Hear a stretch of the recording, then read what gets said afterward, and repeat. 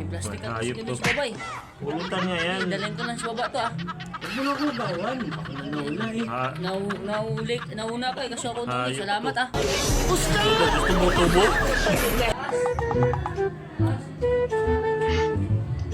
Grabe talaga tong pinsan ko.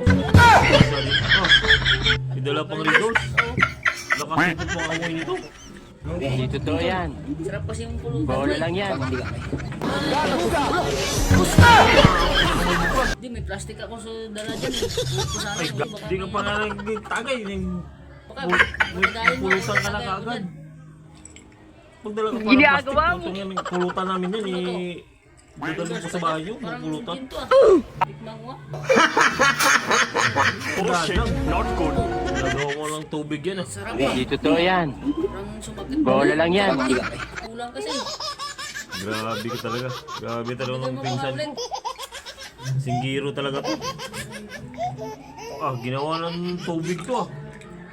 Ito, wala kasing bawas eh. Ingipon lang yan. Hayop talaga. Wala kasing ulam sa bahay.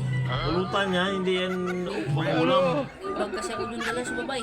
Kapal talaga ng mukha nito. Mas malakas pa to sa kumpare ko to eh. Masarap ba ito, pre? Pre, grabe magluto yan pre. Saan ba ito nang galing? Tingnan mo. Galing Guimaras yan. Ganda lang ah. Kunti lang, ginagawa mo ng ulam yan eh. Kaya may baunan ka dyan, pero bakit yung ulang bawas eh. Pananggasan eh. May plastic ang Hayop kasi to. sa babay. Pulutan nga yan. Dalhin ko lang sa baba to ah. Huwag mo na ako bawan. Ako na nauna eh. Ha, Nauna ka eh kasi ako nung Hayop salamat to. ah. gusto mo tubo?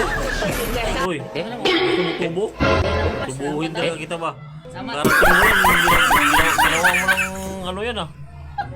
Hindi pa kasi ako Ulam yan ah. nagtapunan eh. Uwan yan oh. Agawan. May trabaho ko, wala kang ano. Kasi